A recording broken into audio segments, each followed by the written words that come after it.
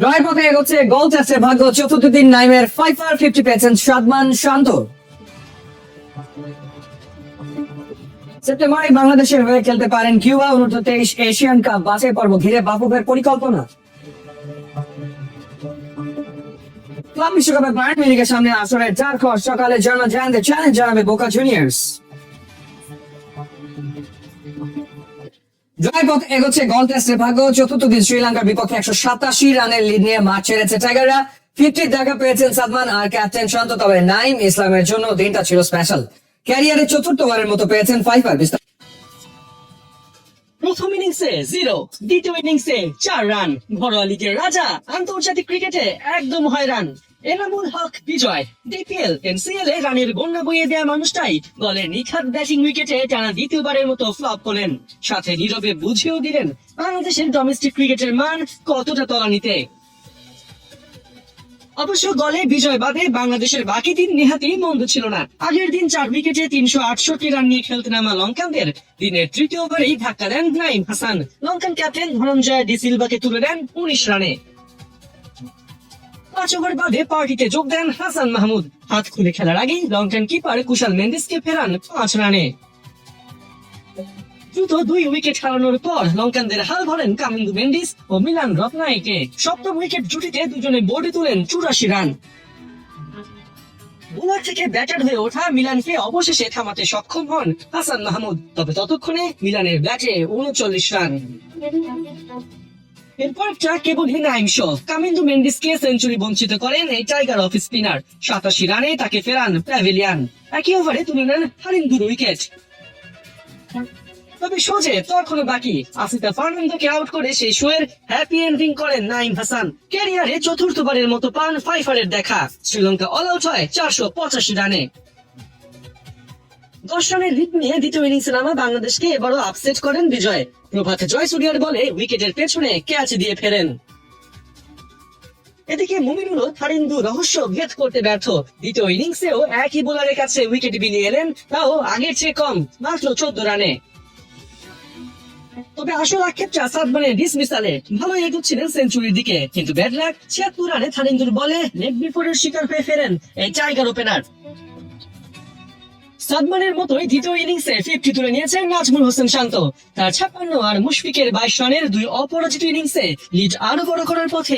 শান্তরা লড়ছে গলে সাদা বলের ক্রিকেটাররা গেল চট্টগ্রামে। শ্রীলঙ্কার বিপক্ষে ওয়ানডে ও টি20 সিরিজের প্রস্তুতি হবে 5 দিনের ক্যাম্পে। তাসকিন মুস্তাফিজরা 2টা প্রস্তুতি ম্যাচও খেলবেন সেখানে। এটা তো আপনার জন্য হচ্ছে কি একটু নতুন চ্যালেঞ্জ, আসলে ওয়ানডে টিমে ফেরার চ্যালেঞ্জ। মানে 5 দিনের যে ক্যাম্পটা টার্গেটটা কি?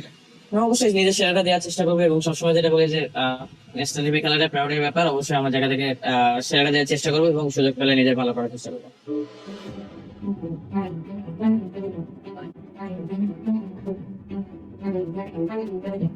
পড়ন্ত বিকেলে উড়ন্ত স্বপ্ন নিয়ে টিম টাইগার্স, টিম বাংলাদেশ চট্টগ্রামের পথে। মিশন শ্রীলঙ্কার বিপক্ষে যে ওয়ানডে সিরিজ কিংবা টি20 সিরিজটা আছে তার প্রস্তুতি নেয়া। ঠিক যখন কিনা বাংলাদেশের ক্রিকেটে খুব খারাপ সময় যাচ্ছে, তখন ভক্তদের এই সেলফি তোলার হিড়িকটা মুস্তাফিজ সৌম্যদেরকে ঘিরে সেটা বলে দেয় তারা কিন্তু ক্রিকেটের বা ক্রিকেটারদের প্রতি এখনো আস্থা হারাননি। সুতরাং শ্রীলঙ্কার যে সফরটা, শ্রীলঙ্কার বিপক্ষে যে ওয়ানডে সিরিজ এবং টি20 সিরিজ, সেখানে তারা ভালো একটা রেজাল্ট আশা করছেন। সেটারই প্রস্তুতি নিতে ক্রিকেটাররা চট্টগ্রামে যাচ্ছেন। সেখানে 5 দিনের একটা ক্যাম্প, যেখানে কিনা 2 দিন প্রস্তুতি এবং তারপর 2 দিন নিজেদের মধ্যে ভাগ হয়ে ক্রিকেটাররা ম্যাচ খেলবেন। দেখেন যেহেতু আমরা মানে ভালো হয় না বা আপনাদের একটু একটা আমার কাছে মনে হয় একটা সাডেন একটা পিরিয়ড যাচ্ছে, বাট এখন যারা আছে যদি আমি যদি টেস্ট ম্যাচের দিকে দেখা কিছুটা হলে কিন্তু আমরা মানে ঘুরে দাঁড়াইছে। আর সবচেয়ে বড় জিনিস হচ্ছে যে আসলে সব মানে কনফিডেন্সটা খুব বড় জিনিস। এখন আমাদের যারা স্পেশালি আপনি যদি লাস্ট দিকে একটা ম্যাচ সিরিজ দেখেন, আপনি জানেন আমাদের মেইন বোলার তাসকিন বা মুস্তাফিজ আমরা একটা পাই নাই। তো এই সিরিজে যদি আমরা ফুল টিম নিয়ে খেলতে পারি বা ফুল স্টেপ নিয়ে খেলতে পারি, আমি মনে করি যে আমাদের ভালো একটা রেজাল্টের আশা করা যায়। অক্টোবর 9 সেপ্টেম্বরে লাল সবুজের জার্সিতে দেখা যেতে পারে কিউবা মিচেলকে। ভিয়েতনামে এফসি অনূর্ধ্ব-23 এশিয়ান কাপের বাছাই পর্বে ডাকা হতে পারে এই প্রবাসী ফুটবলারকে। তার সঙ্গে যোগ দিতে পারেন আর এক তরুণ তুর্কি ফাহমিদুল ইসলাম। যুবাদের এশিয়ান কাপের প্রস্তুতি নিয়ে নানা প্রশ্নের উত্তর খেলাযোগের কাছে বিস্তারিত থাক। একদিকে কিউবা মিচেল, আরেকদিকে ফাহমিদুল ইসলাম। 2 তরুণ তুর্কি কাঁধে কাঁধ মিলিয়ে খেলছেন লাল সবুজের জার্সিতে। প্রতিপক্ষকে দিচ্ছেন গুড়িয়ে। কি অবাক হচ্ছেন? অবাক হবার কিছু নাই।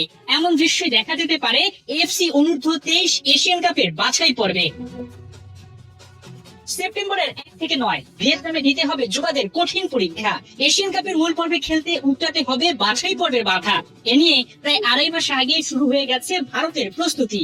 বাংলাদেশের খবর কি? খেলা যুগের প্রতিবেদনের পর বিষয়টি নজরে এসেছে বাফুফের। এ বিষয়ে সব খুঁটিনাটি তথ্য বাফুফে থেকে জানতে পেরেছে খেলা যোগ। এর মধ্যে ঢাকায় 2টি ম্যাচ খেলার আমন্ত্রণ পাঠিয়েছে বাহরাইন, তবে এখনো সেটা চূড়ান্ত হয়নি। বাফুফে আগাতে চায় ভিন্নভাবে।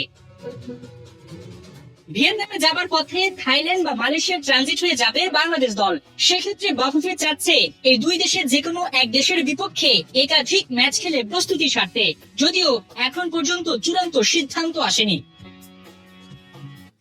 ক্লাব ওয়ার্ল্ড কাপে প্রতিদ্বন্দ্বিতা করার মতো যোগ্যতাই ইন্টার মিয়ামি নেই, অকপটে কথাটা স্বীকার করেছিলেন সেই দলটারই ফুটবলার সার্জিও বুস্কেটস।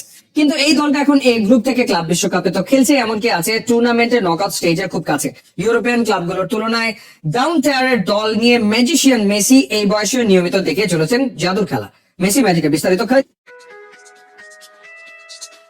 নিজের দল নিয়ে কেউ অমন কথা বলে? স্বাগতিক ক্লাব হিসেবে ক্লাব ওয়ার্ল্ড কাপের নয়া ফরম্যাট খেলতে নামার বেশ আগেই সার্জিও বুস্কেটস এর একটা মন্তব্য শুনে অনেকের চোখ হয়েছিল ছানা পড়া। কিন্তু সাবেক বার্সেলোনা তারকা যেন অনেকটাই বাস্তববাদী। ব্রিটিশ আগে স্পোর্টস স্ট্রিমিং প্ল্যাটফর্মকে দেয়া সাক্ষাৎকারে বলেছিলেন, ইন্টার মায়ামি আসলে ক্লাব ওয়ার্ল্ড কাপে কম্পিট করার মতোই দল না, তবুও চেষ্টা করবেন গ্রুপ পর্বের লড়াইটা জারি রাখতে। টার্গেট থাকবে পরের রাউন্ডে যাওয়ার, যদিও সেই কাজটাই বেশ কঠিন। মন্তব্যটা তখন অনেকের পছন্দ হয়নি, তবে আল আহলির সাথে ড্র করে আসর শুরুর পর মনে হতে পারে ইন্টার মায়ামির ব্যাপারে বুস্কেটস খুব একটা ভুল ছিলেন না, কারণ তার গ্রুপের বাকি ক্লাবগুলো হলো মিশরের আল আহলি, পর্তুগালের এফসি পোর্তো আর ব্রাজিলের পালমেইরাস, যে কারণে ওদের বলা হচ্ছিল গ্রুপ অফ ডেথ। প্রথম ম্যাচটা ড্র করলেও ইন্টার মায়ামি ঠিকই ঘুরে দাঁড়ালো পরেরটায়। এফসি পোর্তোর বিপক্ষে জিতলো 2-1 গোলে, সেই সাথে অর্জন করলো টোটাল 4 পয়েন্ট। এই জয়ের পেছনে কাজ করেছে সেই মেসি ম্যাজিক, যেখানে গেল 1.5 দশক ধরে বুঁদ হয়ে আছে পুরো ফুটবল দুনিয়া। দারুণ এক ফ্রি কিক থেকে আরো একবার এলেমডেন কাঁপালেন প্রতিপক্ষের জাল। সমীকরণ বলছে ব্রাজিলের ক্লাব পালমেইরাসের বিপক্ষে ড্র করলেই, অর্থাৎ 5 পয়েন্ট হলেই তারা কনফার্ম করে ফেলবে আসরের নকআউট স্টেজ। তবে সেই ড্র যদি নাও হয় তবুও থাকবে সুযোগ, সেক্ষেত্রে ড্র হতে হবে আল আহলি পোর্তো ম্যাচটা।